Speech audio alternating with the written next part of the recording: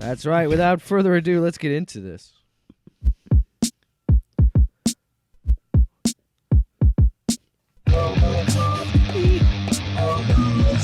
Yeah! I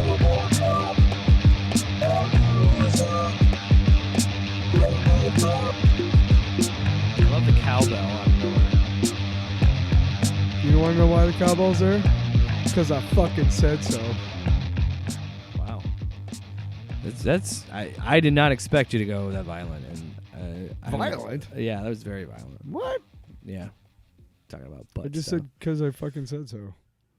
About the cowbell. You said it in a very aggressive manner. Aggressive and violent are different. We're going back to the cartoon town. Another animated, the first animated RoboCop This was the first series. one. This is the original. So the one that we saw was the second. Yeah. Like the 2000s or late 90s? Because this is 88. I think like 98. So it's like 10 years apart. So this might have been when, I'm betting this is when Marvel was making the RoboCop. It was because you see that Stan Lee's name's on it, which so blew my I'm pretty mind. sure Marvel owned like the RoboCop IP or whatever. Yeah, because Marvel did the comics. They did a bunch of. Yeah, I have one. I actually have. I have the first issue somewhere. I have. I have a random issue of the RoboCop comic book in my house somewhere. Do you remember? I got it for like dirt cheap. Do you remember when I told you that for like 4 or 5 years in a row, or 2 or 3? It could have been. It was a long time ago. It felt like 4 or 5. But for like 4 or 5 years in a row, every spring, every summer, like Marvel came out with like 4 or 5 new titles. And a lot of them made it, like Namor, New Warriors, Ghost Rider with the Danny Ketch version. Yeah. Sleepwalker, Darkhawk, and one of them was RoboCop. And I remember reading it. Darkhawk has a sweet costume. Darkhawk? We talked about that new one. Unfortunate name, but great. Such a 90s name. Yeah, and you can't help but sound like you're saying dark cock. Like it's right there. I'm sorry. 47 years, and this is the first time I've thought about the fact that it sounds like dark cock. If you say it really fast, doesn't it sound like that? Dark Hawk. Thanks for ruining Dark Hawk. another part of my childhood. Dark Son Hawk. of a bitch. Think about it. Somebody just crashed their car. Dark Hawk. Dark Hawk, he's around the car. Saving his friends Moon Knight and other guys. Yes. Wait, was he ever with Moon Knight? I'm just making that up. I don't know. I read like so. Yeah. It doesn't matter. Anyway, we're talking about We're RoboCop. getting off topic. Well, it's like it's in the title of the show. Okay, so we do that every episode. So this is RoboCop the animated series, episode fans 5. Count on it. Which, by the way, Alpha Commando went like 40 episodes, and the animated series only lasted. I think 12. Alpha Commando was more based on a toy line, and this was more like, hey, but RoboCop. When did RoboCop 2 come out? 88? No, it didn't come out until like 86 was the first one. 87. Oh, okay. So this would have been a year afterwards. 90. Wow. It was 90, I think. It was 1990 is when the second. What am I doing? I have Google literally right. I have the laptop right in front of my face. If I remember correctly, without the Google I'm trying to give machine. you my fucking RoboCop street cred right now. RoboCop 2. Well, shit, I said 86. 1990. Okay. Yeah. So this is between the two, I guess. Yeah. Well, this is when again. After the first one came out, they were still trying to get a biggest market as possible. Mm-hmm. So you talked about having the toy that was a pop gun for an R. Yeah, well, you had one. The toy was the action figure was in his chest was the pop gun thing, and you shoot it. Yeah, and you just click his whatever, and he just pow pow pow. Yeah, and he had a bunch of different. I don't think that was Alpha Commandos. I think that was right after the movie. We've said this out. every episode. That is the funniest thing about it. It is this anti-capitalist, anti-police state movie, and then it's turned into this kids show. One thing about the PG-13 rating is it allowed Spielberg wanted it done so that he could show some of his movies to younger audiences, but not like kids. You know, because of Temple of Doom, right? An R rating is a fucking for a lot of movies. An R rating is a death sentence. I mean, you're not getting the audience that you would. simply because a lot of people can't see it. Now with streaming, I think that changes a little bit. So yeah, this actually was, of course, this was part of the Marvel Action Universe programming block. So yeah, it was. You could tell it was a Marvel product because at the very end, right in front of your face, it says, "Is he the story editor or something?" It said, "I don't." I don't think it said executive producer. I think it did. Actually. It was like story editor or something. But it was Stan Lee's name right in front of your face. And it's funny because I'm sure you had the same reaction. When I watched it and I saw that, I go, Stan Lee? I wasn't surprised because like I said, I read the comic book, so I knew. So you knew Marvel had the property, right? At one point, so I'm like, okay, well, that's not so weird. Yeah, it didn't shock me as if it would be like executive producer, Chuck Lorre. Yeah. Holy shit! Really? He did that too? Fuck! He wrote the TMNT theme song. I say that every week too, in case you guys didn't remember. So this show, Turtles in the Half Shell, is much different than Alpha Commando because, for one, it actually is out and out a RoboCop show.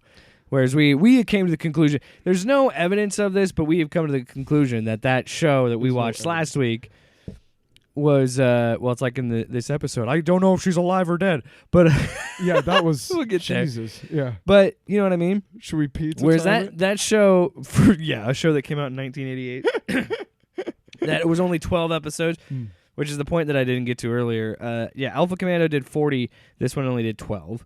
But at least this one is committed to being based on RoboCop, and we have the same characters. We also have the same origin. By the way, this intro beats the shit out of Alpha Commandos. Hell yes. Oh my god, this one was amazing. They actually show Boddicker. Because Boddicker shows up in the last episode. He doesn't die in this. This is like an alternate. This is honestly a show that I might watch because this is an alternate timeline. This is an alternate continuity.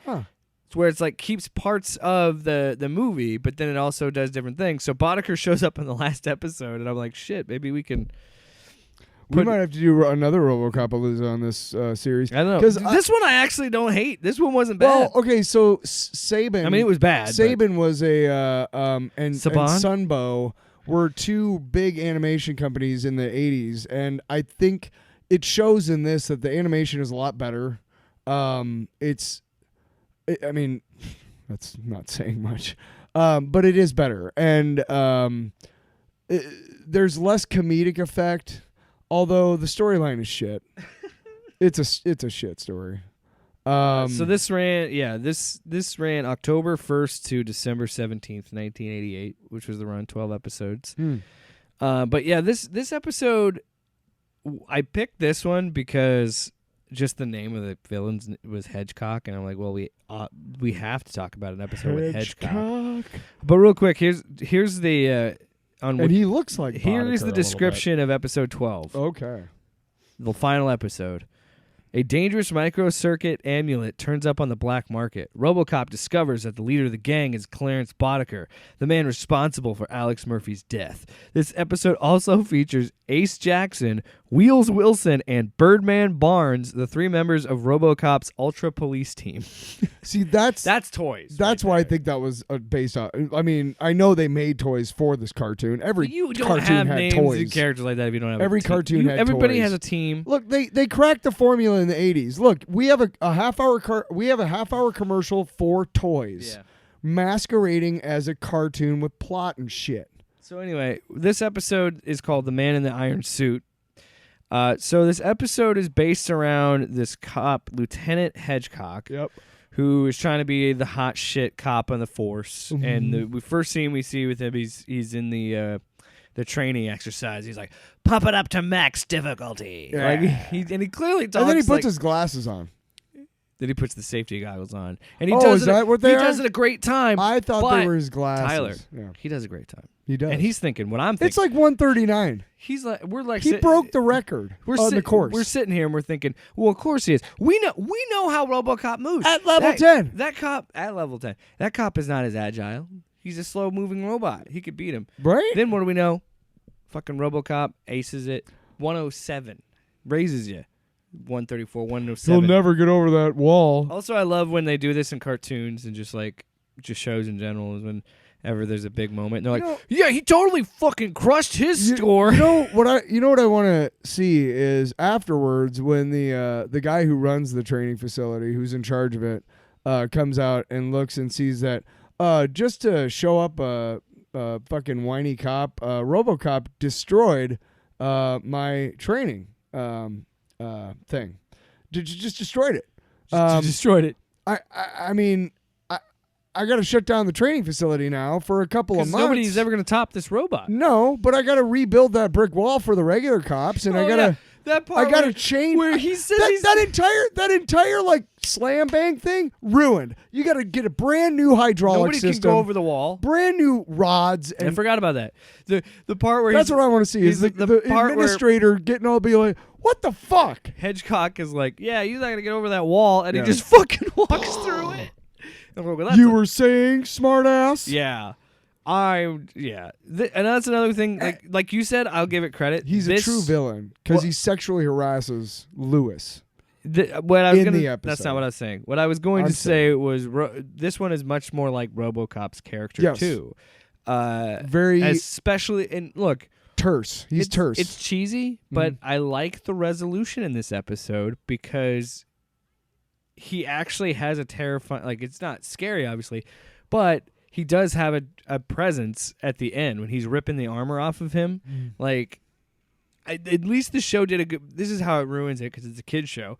The show did a good job of explaining that there's still Alex Murphy in there. There's still humanity to him. Well, she calls him Murphy every time. But then the show goes out, because it's a kid's show, goes out of the way. We're like, well, he almost lost control. I guess he's more human than we thought. Get it? Humanity. That's a man out there.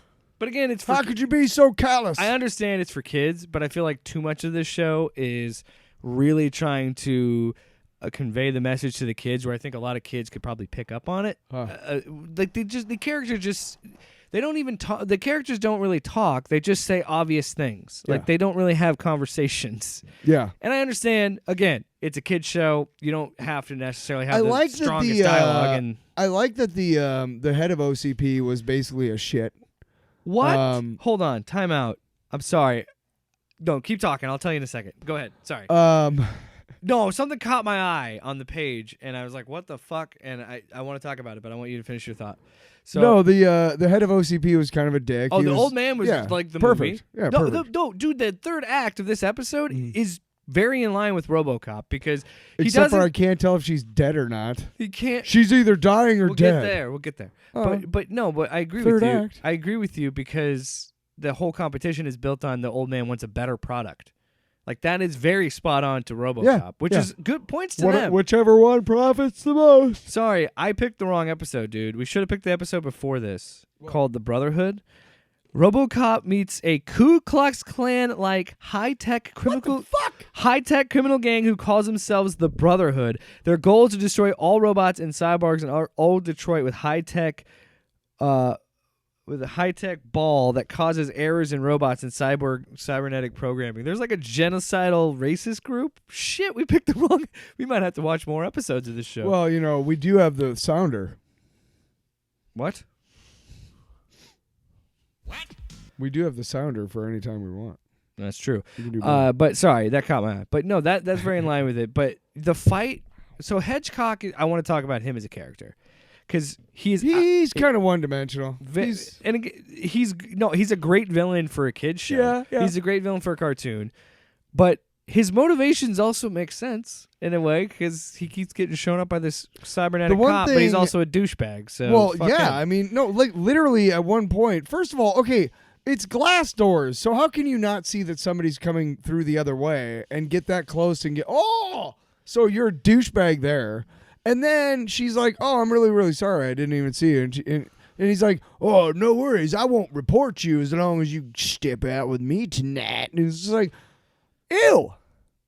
That is, you, Lewis, you better go talk to HR right now. That is fucked up. So yeah, he's a complete douchebag, dude. Just. I got what I paid for. He sure did. So what's funny about this episode is he's constantly pissed off at RoboCop because he's better than him. But he's like, he's no man. He's a fucking robot. It's not fair. Blah, blah, blah. I'm the best man. Yeah, his he's whole thing. also dead inside. You fucking So creep. they have. So he goes. Be happy that you still have a dick because RoboCop doesn't. He doesn't. The spike. He just puts a little dildo on it. On it. It doesn't stab people with it. I'm not a monster. Let's move on. So No, so we haven't even talked about the shootout in the chocolate factory. no, but like he can eat solid food. You know, remember what RoboCop eats? A paste. He eats baby food. Yeah, and then he probably doesn't poop. It just, you know, hey, That's a good point. That's a good Hedgehog, point. you get to enjoy a nice solid shit in the morning. RoboCop is never gonna have Hey, that. have you again. ever been sick and you've had the squishies? You pray for solid shits. That's what RoboCop deals with every day. Right? I mean, it just probably. You remember how they open it up and the food comes out? That's how his poop comes out too. It's like a colostomy bag or whatever. Is that the name of it? No, I don't know. The bag that they put in your stomach. The bag that they put in your stomach. Colostomy. If you. Oh my God. This summer from Universal Pictures. Hey man, tone it down. Jeez, you're blowing my ears out. Colostomy. That doesn't mean keep saying Starring it. Jeremy Irons. Okay, we're moving on. Daniel Day-Lewis. Are you done? And John Lithgow. Yes. That's a terrible cast. That's First of all, you never get all three of them because Daniel Day-Lewis is retired. I think Lithgow doesn't really do much, if anything. he's getting up there, man. He writes more than anything. And Jeremy Irons, that's a good one. He could be Colostomy. He could be the title character. Anyway, back to Scarlett Johansson. RoboCop. RoboCop is what we're talking about again. And I lost it. Lost what we were talking about. No, so this whole episode, Hedgehog goes and has this. You know, I'm going to do another name here in a No, second. stop it. Hedgehog has a shootout with this guy who takes a old lady hostage. Which, by the way, this old lady is shit talking this criminal that has her. She's like, "No wonder you're doing this. You have no job. No job, you're you piece useless." of shit, you fucking worthless cocksucker. And I'm thinking, like, yeah, get it, Granny. Here's the other thing, too. he She's could kill her any She's minute. such a badass. Well, first of all, okay, let's talk about physics here for a second. The way his gun is, it's so long that he would have to hold her way out here to safely shoot her. Right. For himself, so he wouldn't shoot himself. If she's such a badass, he's not really he's got like a hold of her sleeve, dude. Like he's not really but he still has a gun, though. I mean, I'm just saying she could run away. well, she's very old. I don't know if she could run. And Secondly, it's somehow, a cartoon. Somehow, a shot from the. Is he supposed to have that gun that they have in the first RoboCop movie? Is that what that's supposed to be? These don't, because it's a kid's show, they don't shoot bullets. They shoot like lasers. I don't know, but it knocks his ass off, and then Lewis gets all fucked up, and Hedgehog's getting drowned in molasses. So Hedgehog gets there first. Yeah. Hedgehog, oh, yeah, Hedgehog gets taken out. yeah. And then, right away, because he's an idiot. Then RoboCop and Lewis show up. And that's where I was reading the book for this week on the episode. You were watching the episode, and I laughed because there's that part where this villain, which by the way is just like this fat dude with like a beanie on, not even a ski mask, doesn't even cover, but it's like a bad superhero costume, yeah. And he shoots through. Doesn't even have a cape. He knocks over this like bin onto RoboCop, and then how did he get? He just lifts it off and then saves Lewis. But he hit Lewis too because he goes, "I got both you, no, RoboCop." she was still on the ramp, and the ramp buckled. Yeah, and she was like, "Murphy, you Murphy!" fell, and then he got the thing. Well, no, she didn't fall because he lifted the thing She was up holding, she was he holding saved on for her yeah. life or whatever. And then they get back to the station house, and good old Sarge. Hey, molasses head, sick burn, dude. Got him. Sick. Got him. So he's at the lowest But they're point. all laughing at him, Hedgehog's yeah. at the lowest point, and then some random rogue scientist from OCP shows No, up. he's showed up Dr. before in the McNamara. episode. He has been in the episode previously talking to the old man. Yeah. Dr. Tyler is the lady who presumably is the lady from the first RoboCop movie who is helping. She's with the glasses. Yeah, she's helping out. I'm assuming That's who I'm thinking. But at one point, Lewis like seriously puts her hands on her, and just like, "Hey, bitch," it's just like, "Whoa." To be fair, they were gonna let him die. So yeah. But so that sets up the third act where McNamara builds this big mech suit. He's already built it. Yeah, and the Ed 260 that was helping him was a jackass. Remember when can we just look, swung the I-beam around? Say what we will about these other adaptations. I will appreciate that all of them carry the theme of always finding a way to destroy an Ed 209 variant, like a 209 or a 209 variant, because it's 260. Because it's always funny. Yeah, because they look stupid. And it's funny when they don't look stupid. They look awesome. They do, but it looks so funny when they broke, especially in the movie when they added the lion roar and the cat scream when it's on his back. So shout out to that. I appreciate that. Again, this feels like a RoboCop show, or what he almost takes Dr. McNamara's head off when he's moving an I-beam. Just, whoa, you stupid robot! I am sorry. Thank you for letting me do this. Blap, blap, blap. That's what he does. Yeah, and then. Literally. He completes his training. He's got a jetpack. It's indestructible. So then RoboCop's just hanging out, doing something, and fucking Hedgecock finds him, and he goes, "Hey, RoboCop, check this out." And he makes fun of him, and he picks him up. I think they're doing a test on his strength or something. He said pumping. Dr. Tyler wanted to do more tests. Yeah, so he's got it up here, and he always wants to do comes out here, and apparently he's like 9 feet tall in his mech suit. Shorty. Hey, Shorty, you got a problem now? And he picks him up. And all of a sudden, he's an old-timey Boston policeman. Hey there, Shorty. He lifts him like a kid lifts a baby doll. Yeah. You know, just like up and down. With the fucking weight in his hand, in RoboCop's the beams in his hand. Yeah. And so he's just like, and it's really funny because in the background, you see his, like, RoboCop's little legs, like, twitching. Dude, like, that was actually a funny gag because you could see him keep doing it. Like, he doesn't just pick him up once. He keeps doing it up and down, and that's happening in the background. While they're arguing and talking about profits. Tyler and the old man are talking about, hey, I don't care. Whatever profits my company the most. Old man sets up the competition for them to fight each other. I didn't really pay too much to the competition because it's just old hat, like old, cartoon They're looking. shit. Well, it's funny because it starts. The bad guy looks like he's gonna win, but the good guy comes through in the end. The funny thing that happens is all it does is prove that, of course, RoboCop would, even though Hedgecock gets the upper hand on him. Yeah, RoboCop was always going to win because he's a fucking cyborg. He's just a dude in a suit, like, and especially the part where he does he's literally doing the thermovision and finds him because he can, because he's got the just things like that. But one of the best parts of it is when he finds Hedgecock and he goes, "Where are you, RoboCop?" or whatever, and he literally just walks through a wall and goes, "I'm here, Hedgecock." Beep, beep. He starts shooting him. Beep, beep. But anyway, where's the? Oh no, that's the wrong one. Wow. Pew pew quip, pew pew quip. Yeah, but he hit him and he said, "Godspeed, Spider-Man." In a RoboCop cartoon? Yeah, it's crazy. It is Marvel. So Lewis intervenes to save RoboCop because he's low on health, pretty much, and he's trying to repair himself. And then Hedgecock finds him, and Lewis is going to help him. And he's like, "Wait, Lewis, you're here?" So then RoboCop tackles Lewis, covers up. All these cars fall on top of him, and then eventually RoboCop breaks out of it. And this is the part that I like. When RoboCop jumps, he's so fucking mad at this dude because he's like, "She's dead," or "I don't know, I think she is, maybe not." He says, "She's dead or dying, I can't tell." That's exactly what he says. You are cyber. You just showed me you could do thermovision and do all this other stuff. You can't read vitals? You can't check a pulse? Well, probably not. He can't feel it, but I mean, I'm sure he could check her heartbeat with something. He's like, "My systems are faulty." And it's like, can you see if her chest is rising and falling? Just look at her for a second. Are her lungs intaking air and then blowing? Breathing. Right. Fuck.